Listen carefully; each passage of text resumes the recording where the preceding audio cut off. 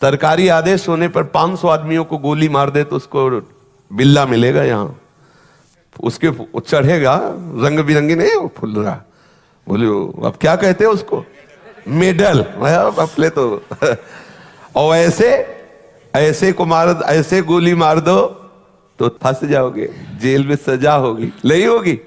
तो बात क्या भैया, 500 को मारा तो मेडल मिला और एक को मारा तो जीवन भर के लिए कारागार मिला। एक मारा अपने वैर के कारण और 500 को मारा राजकीय सिस्टम से।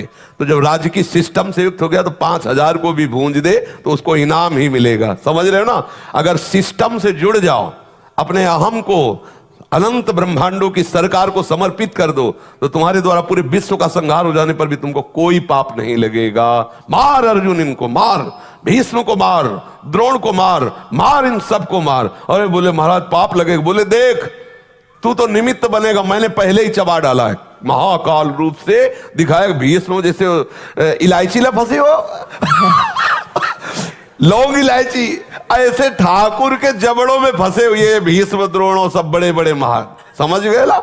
सिस्टम में समर्पित हो जाओ, अभी सिस्टम से अलग हो, अपने को एक देहधारी मान करके, अपने को कर्ता मान करके जो कर रहे हो तुम्हें भोगना पड़ेगा। एक बार भगवान श्री कृष्णचंद्र जो नित्य रास में गोपी जनों के पास नित्य रात्रि में रस विलास करते थे, आनंद मगन होकर जो जिस भावना से उपासना करता ठाकुर जी वैसे सुख देते।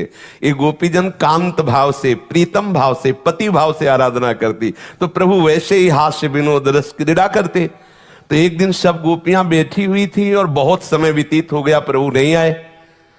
तो फिर इसके बाद जब प्रभु आए तो गोपीजनों ने पूछा आज बहुत विलंब हुआ सरकार। बोले आज हमारे गुरुजी आए थे। आपके गुरुजी आए थे? बोले हाँ, पल्ली पार यमुना के हैं। कौन गुरुजी हैं? बोले दुर्वासा जी आए थे। भगवान संतों का आदर करते हैं। बोले फिर तो आपके गुरुजी के दर्शन हम भी करेंगे, बहुत सूक्ष्म विषय है। बोले हाँ, गुरुजी के दर्शन ऐसे नहीं कर रहे किए जाते। अगर गुरुजनों के पास जाया जाए तो शास्त्र में भी आता है, भले वो आप दूब लेके जाइए, दूब अंकुर, कोई पत्र, कोई फल, कोई पुष्प, लेकिन खाली हाथ गुरुदेव के चरणों के समीप न जाए, ऐसा शास्त्र आज्ञा करता है। गोपीजनों ने काम पत्र पुष्प फल क्यों ले जाएंगे, हम तो बढ़िया ले जाएंगे, गुलाब जामुन, पुआ, खीर, पूड़ी, अभी हम सब मिलकर तैयार किए। अब वहां एक दो तो थी नहीं, यूथ की यूथ, मतलब अगर पुआ पूड़ी का एक जगह स्टॉक किया जाए तो छोटे मोटे गिरिराज जी, क्योंकि संपूर्ण ब्रजवासिनी, और गुरु जी आए हैं प्रीतम के, तो खूब सब जब चली तो उनका प्रीतम, एक बात बताओ, यमुना जी बढ़ी हुई है और रात्रि का समय नाविक मिलना तो मुश्किल, और नाविक भी मिलेगा तो सुबह तक पार हो पाएंगे क्योंकि एक दो तो है नहीं। तो उनका यमुना जी से कहना, यदि श्री कृष्ण अखंड बाल ब्रह्मचारी हैं तो मार्ग दे दो। हंसी, क्योंकि सबको पता है कि कैसे हास्य विनोद करते, कैसे अटखेलिया करते। गई यमुना जी से कहा कि यदि मेरे प्रीतम श्री कृष्ण अखंड बाल ब्रह्मचारी तो मार्ग दे दो। यमुना जी हट गई, पूरा थल की तरह जल एकदम हटकर सूख गया और निकल गई। आश्चर्य हुआ कि भगवान कैसी बात कर रहे हैं। दुर्वासा जी के पास गई, प्रणाम किया और कहा महाराज ये भोग स्वीकार करो। बोले आ डालो। अब वो मुंह बगाड़ दिए, सब डालते, सब इतना किनका भी नहीं बचाओ, सब पहाड़ के पहाड़ और सब आ गए। प्रणाम किया, बड़े आश्चर्य में महात्मा है, शरीर हड्डी हड्डी, पेट कहीं दिखाई नहीं दे रहा, चिपका हुआ, और मनो खीर पुआ सब पा गए। बोले महाराज यमुना जी बाढ़ी हुई, लौट के जाने। बोले आई कैसे थी? बोले प्रभु ने कहा था कि अगर हम अखंड बाल ब्रह्मचारी हैं तो मार्ग दे दो। तो बोले जाओ यमुना जी से कह दो कि दुर्वासा ने यदि दूब के अंकुर के सिवा अपनी जबान में कभी कुछ रखा ना हो तो मार्ग दे दो। गोपिका हंस पड़ी, बोले मान गए गुरु चेला दोनों झूठे। वो कहते हैं अखंड बाल ब्रह्मचारी, अभी मनोपुआ खीर खा गए, और कह रहे दुर्वासा ने दूब का रस के सिवा और कभी कुछ आहार न किया हो तो मार्ग दे दे। गई जाके यमुना जी से कहा कि अगर दुर्वासा जी ने कभी दुर्वांकुर के रस के सिवा कुछ जिह्वा में न रखा हो तो आप मार्ग। यमुना जी हट गए, आश्चर्यचकित हुई और जाके प्रभु से कहा कि प्रभु आपके गुरु जी के दर्शन किए तो एक प्रश्न खड़ा हो गया, जैसे गुरु वैसे ही चेला। तो प्रभु ने कहा ऐसा क्या? अब बोले बाहु प्रसार परिरम्य कराल को जो रास में वर्णन है, कौन सा ऐसा रस क्रीड़ा है जो आप ना खेलते हो? स्पर्श करना, आलिंगन, चुम्बन, परिरंभन आदि सब। फिर आप ब्रह्मचारी कैसे? ब्रह्मचर्य का तो बिल्कुल अलग स्वरूप होता है।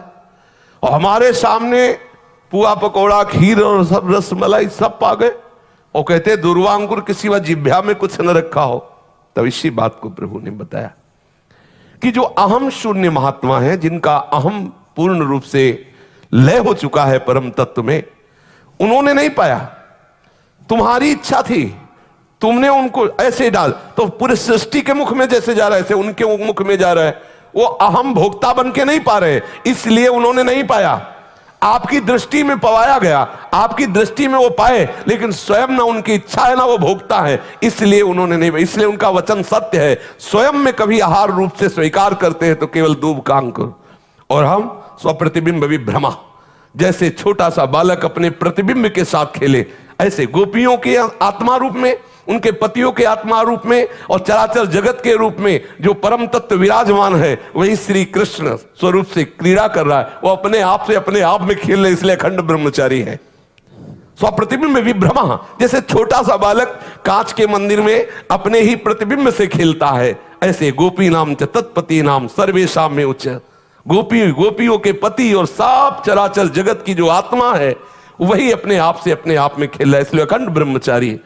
तो हमको अपने कर्मों का फल इसलिए भोगना पड़ता है कि हम अपने कर्म मानते हैं और हम स्वयं अहम से एक शरीर में सीमित हो गए हैं, इसलिए भोक्ता बनना ही पड़ेगा, जबरदस्ती बनना पड़ेगा। यदि आप कर्ता बनेंगे और आप कुछ ना बनो तो देखते रहो जो कुछ हो रहा है, आप जीवन मुक्त हो जाओगे। कुछ नहीं बनना, बस बनने में परेशानी। आप बने हो ना, पुरुष बने हो ना, आप कर्ता बने हो ना, तो बिना चाहे भोगना पड़ेगा। अगर बने हो तो बिगड़ोगे, और जब ना बने ना बिगड़े तो आप स्वरूप में स्थित हो। खुली बात है। अगर आप कर्ता बनोगे तो भोक्ता बनना पड़ेगा, और उससे चतुराई चलने वाली नहीं, वो चतुर शिरोमणि है। वो अंदर के हिसाब को देखता है, अंदर यदि अहम है तो बस वो हिसाब होगा, भोक्ता बनना पड़ेगा। वो अंदर का अहम समर्पित हो गया, जैसे शरणागत जन प्रभु को समर्पित है। अब यंत्रवत प्रभु उनसे जो करवा रहे हो, बड़े बड़े महापुरुषों ने जो आंतरिक स्थितियां प्रकाशित की गई, जैसे भाई जी ने आज प्रकाशित किया, आप इसमें बताओ कहां भाई जी हैं? पूरे के पूरे प्रभु विराजमान है। अब खत्म जो भी। और ऐसा महामहिमा में भाई जी की कलम से लाखों जीव भगवत प्राप्त हो गए, लाखों जीव भगवत प्राप्त हो रहे हैं और लाखों होते रहेंगे, क्योंकि साक्षात श्री कृष्ण ही उनके हृदय मंदिर में प्रकाशित होकर स्वयं कर रहे हैं, और वही सबके कर रहे हैं। लेकिन अज्ञान के कारण हम अपने को अहम भाव से, मैं ऐसा तो फिर मैं तो उसका भोगो। शुभ है तो शुभ लोगों को जावा, शुभ है तो अशुभ लोगों को, पाप पुण्य का भोक्ता बना हुआ जीव, जबकि उस समय भी निर्लेप है, वो भोक्ता नहीं है, उस समय भी निर्लेप है, पर वो अज्ञान के कारण वो भोक्ता रहता है। समझ रहे?